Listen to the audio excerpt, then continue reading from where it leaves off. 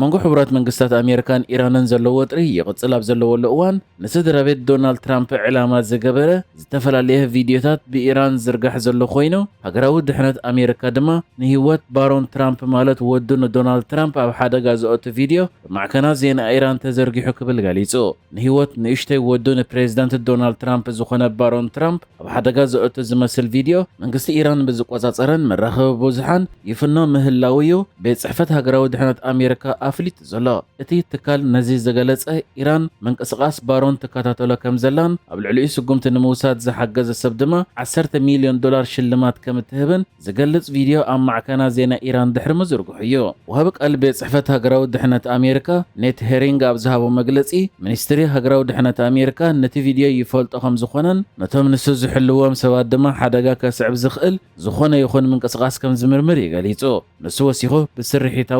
تاون مخنيات مسرح تا بزتأسسر قدايات توسخ حبريتا كهب كم زي كلون تزاريبو أمريكا نلعلواي مرح إيران آيات الله على خميني مس إسرائيل كوينا كابت قنصل ندحر مع كنا زينا إيران بزعبا بريزيدنت دونالد ترامب سدرون بتدقاقامي مفرح زملقو فيديوتات كزرقحة ترأينيان كم ذكر قتلت العلواي هيمنتو مرح إيران آيات الله على خميني ومجمار كوينات إسرائيل أمريكاني تفتيمو أزغم زيلون كل دمام مستمس إيران زلو وطر بزتحز قدام منستر إسرائيل بنيامين نتانياهو مسمرحت إيران دبلوماسياو سمع مقبر أي كألني قبل تزاريبو قدام منستر إسرائيل بنيامين نتانياهو بريزيدنت دونالد ترامب قبل إيران زنبرو قطبو أجدا أملكيتو أبزهابو مجلسيو نز مجلسيه وزلا نسو أبتزهابو مجلسي قبل إيران بدونالد ترامب استنبره حدش قطبو أجدا زنا أدي قبلون كله مسمرحت إيران دما دبلوماسياو سمع مقبر أي كألني يلو بنيامين نتانياهو وسيخو أبقرب أوان مس بريزيدنت أمريكا دونالد ترامب أبزكاية دركب مس إيران دبلوماسياو فتحكو هلو خمزيك كمز تزراربو نحبير لا نتانياهو قال بقالو مساب إيران زلو جوجله سمع كبت صحي يخل دي أي كألن ترطار ألني مزيهم باربراوين سمع كهلو أي كألني يلو إمباسيتات عسران كلتن أبال هجرات حبرة أوروبا كومون عباي بريطانيا نروي كندا حبرة أفريقيا منغو منغست فدرالن حوحاتن زلو وطريه كمزا شاغلومن نخلت يوم وغانات نمقرب زقبر صعر دما مولو دقف كمزلوهم قليصم أبتي وصي زلو حبراو مقلصي أبتي بخبيت درق تهاسي زلو كلل تግራይ حجي وتهدراو قጭት مولع نحزب سمين إثيوبيا أعناو كخون يكبلو آطنققم ኣለዎ ዲፕሎማሲያውያን ልኡኻት እዘን ሃገራት ኣብ ኢትዮጵያ ነዚ ዝገለጹ ብረቡዕ ኣብ ዘውፅዎ ሓበራዊ መግለፂ ኮይኑ ካብተን ኣብቲ መግለፂ ዝተኻተታ ሃገራት ኤውሮጳ ፈረንሳ፣ ዓዲ ጣልያን፣ ጀርመን፣ ቤልጅየምን እስጳኛን ይርከበአን። ሕብረት ኤውሮጳ ከምኡውን ዓባይ ብሪጣንያ፣ ኖርዌይን ካናዳን ኣብ ዘውፅዎ መግለፂ እውን ኩነታት ሰሜን ኢትዮጵያ ብከቢድ ስክፍታ ይከታተልዎ ከም ዘለዉ እዮም ሓቢሮም። እዚ መግለፂ ዝወፅእ ዘሎ ንክልላዊ መንግስቲ ትግራይ ዝመርሕ ዘሎ ሕወሓት ኣብዚ ዝሓለፈ ቀረበ መዓልታት ኣብቲ ክልል ብተደጋጋሚ ብመንግስቲ ፌደራል መጥቃዕቲ ሰብ ኣልቦ ነፈርቲ ከም ዝተፈጸመ ኣብ ዝሕብረሉ ዘሎ እዋን እዩ። ከም ዝከር ኣብ ዝሓለፈ ሰሙን ሓሙስ ክልተ መጥቃዕቲ ሰብ ኣልቦ ነፈርቲ ኣብ ክልል ትግራይ ዝተፈጸመ ኮይኑ ልዕሊ 13 ሰባት ድማ ቆሲሎም እዮም። ኣብዚ ሰሙን ድማ ብሶኒ መጥቃዕቲ ሰብ ኣልቦ ነፈርቲ ዝተፈጸመ ኮይኑ ሓደ ውልቀ ሰብ ሂወቱ ከም ዝሰኣንን ካልእ ድማ ከም ዝቆጸለን ሰብ መዚ ትግራይ ሓቢሮም እዮም። መንግስቲ ፌደራል ብዛዕባ ዞም በተደጋጋሚ ኣብ ልዕሊ ትግራይ ዝፍጽሞም ዘሎ መጥቃዕታት ሰብ ኣልቦ ነፈርቲ ክሳብ ሕጂ ዝኾነ ርእይቶ ሂቡ ኣይፈልጥን እዩ። ይኹን እምበር ሕወሓት ምስ ካልኦት ዕጡቓትን ግዳማዊ ኣካላትን ይሰርሕ ከም ዘሎ ብምጥቃስ ጽምዶ ዝበሃል ለፈንቲ ተጸምቢሩ ኣሎ ክብል ክኻስስ ጸኒሑ እዩ።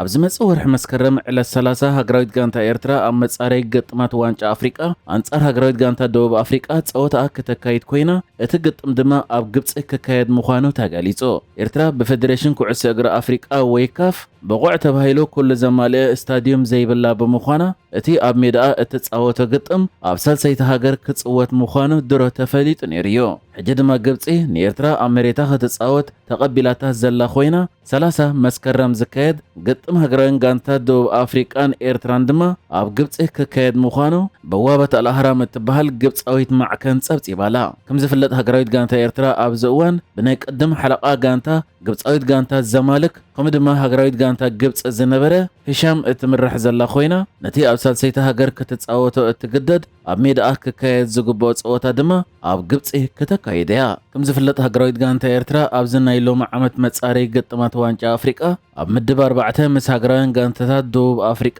ጊኒ ኬንያን ተቐሚጣ ዘላ ኮይና ኬንያ ከመ አንጋዲ ድማ ብቐጥታ ተሓልፍ ብምዃና ካብቲ ምድብ ሓንቲ ጋንታ ክትሓልፍ እያ ቅድሚ ናብዚ መጻረይ ገጥማት ምሕላፋ ድማ ኣብ ቅድሚ መጻረይ ገጥማት ሃገራዊት ጋንታ እስዋቲኒ ኣብ ሞሮኮ ገጢማታ መንባራ እውን ይፍለጥ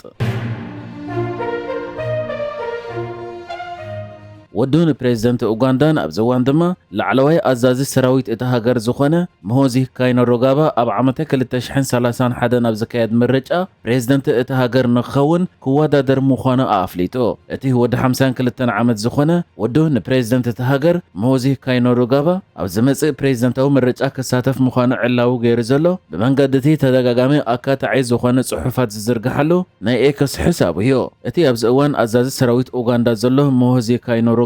ኣብቲ ዘርጊሕዎ ዘሎ ጽሑፍ ኣብ 2031 ኣብዚ ሃገር ንዝለዓለ ቤት ጽሕፈት ክወዳደር እየ ብጸጋቲ ኩሉ ዝከኣሎ ኣምላኽ ድማ ክንዕወት ኢና ድሕር ምባል ኣብቲ ምርጫ ከዓ ብዓብዪ ደገፍ ናይ ወላዲኡ 90 ሚእታዊት ክረክብ እየ ክብል እውን ደገፍ ናይ ወላዲኡ ክረክብ ምዃኑ ዕላው ገይሩ ዘሎ ኣቦኡ ንሙሆዚ ካይነሮጋባን ኣብዚ እዋን እዚ ፕሬዚደንት ኡጋንዳን ዘሎ ዩዌሪ ሙሴቪኒ ንኡጋንዳ ካብ 1986 ናትሒዙ ክመርሓ ዝጸንሐ ኮይኑ ምስ ዕድመ ምትፋእ ከዓ ኣብ ዝቕጽል ምርጫ ክሳተፍ ዲ ኣይ ክሳተፍን ዝፍለጥ ነገር የለን ይኹን እምበር ወዱ ኣብቲ ፕሬዚደንታዊ ምርጫ ክሳተፍ ይብል ብምህላው ሙሴቪኒ ስልጣኑ ናብ ወዱ ከሰጋገር ከም ዝኽእል ይሕበር ከም ዝፍለጥ ሓለቓ ስታፍ ሰራዊት ኡጋንዳ ሙሆዚ ካይነሮጋባ ኣብ ዝሓለፈ ምርጫ ክሳተፍ ከም ዝደሊ ኣፍሊጡ እኳ እንተነበረ እቲ ምርጫ ኣብ ዝቐረበሉ ግን ነቲ ናይ ምስታፍ ሓሳብ ከም ሰረዘ ይዝከር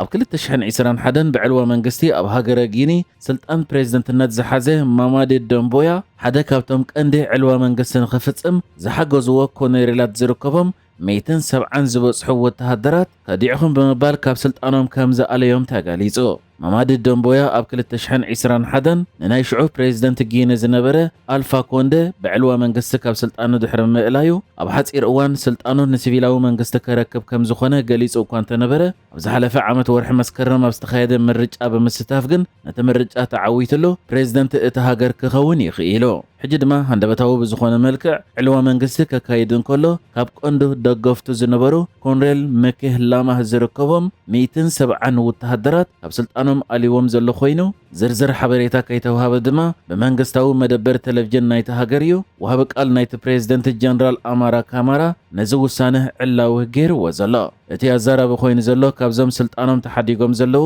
ንደንቦያ ዕልዋ መንግስቲ ንኽገብር ዝደገፎ ኮሎኔል ላማ ኣብቲ ግዜ ዕልዋ መንግስቲ ኣብ ወርሒ መስከረም 2021 ኣብታ ነቲ ዝተዓልወ ፕሬዝደንት ኣልፋ ኮንደ ሒዛ ዝነበረት መኪና ዝተለዓለ ስእሊ ጎሊሑ ተራእዩ ብምንባሩ ካብቶም ቀንዲ ቀረብቲ እቲ ዕልዋ መንግስቲ ዝፈጸመ ማማዲ ደምቦያ ምዃኑ ክግለጽ ጸኒሑ نحجز تدالو الزيناتات ازينيرو بكالك ساب نرغب سلام نعخم